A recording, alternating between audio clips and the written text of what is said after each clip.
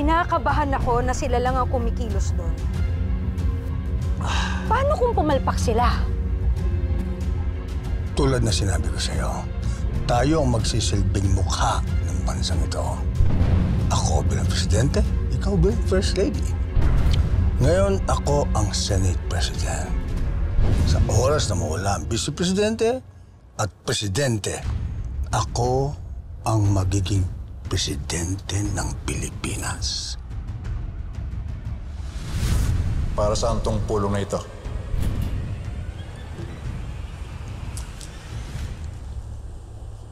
Napagtanto ko na hindi si Black Rider ang pinakamalaking problema natin.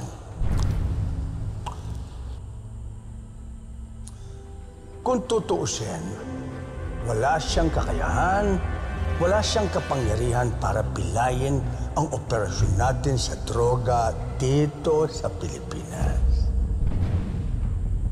Isa lang siyang bubuit na hindi natin mahuli-huli.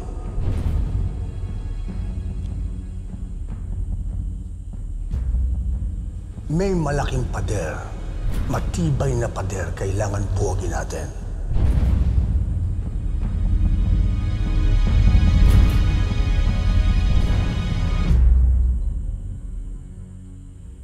Magbuhat ng pumalpak, nawasak ang Golden Scorpion dahil sa kapalpakan at kabobohan ni Edgardo. Uminit na sa atin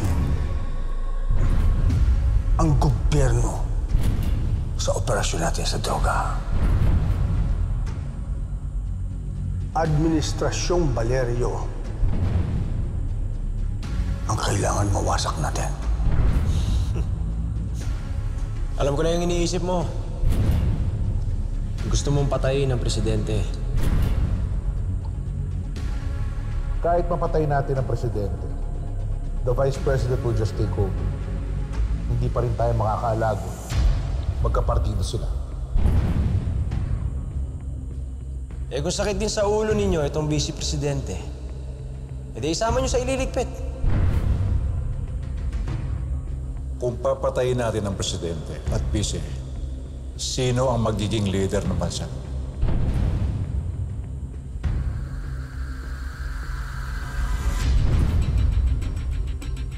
The line of presidential succession. Kapag parehong wala na ang president at ang vice president, ang pangatlong pinakamakapangyarihan sa ating bansa ang magiging acting president. Tama si Rebecca. Ako ang Senate President. Therefore, pag namatay ang presidente at vice president, ako ang aakyat bilang presidente.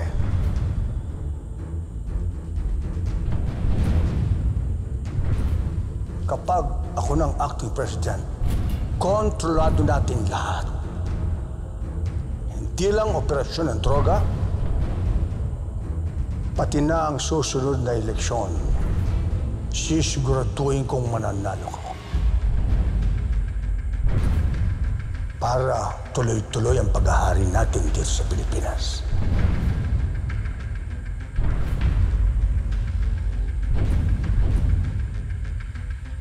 Gusto ko yung iniisip mo, Senador.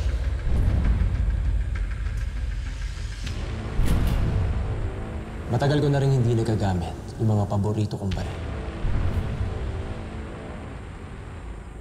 Kailangan gawin natin ito ng malinis. Hindi pwedeng madawit si Senator William dito.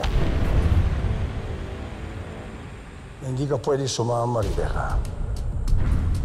Ikaw maging first lady ko. Ayoko madawit ka. Kami ng bahala.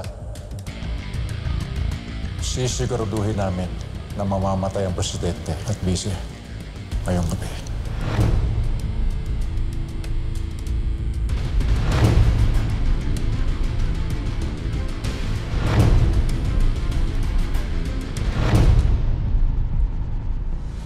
May tiwala ako kay Antonio. Hindi nasisikatan ng araw ang presidente. Bukas, ibuburo ng vice-presidente Presidente at si Elias Guerrero.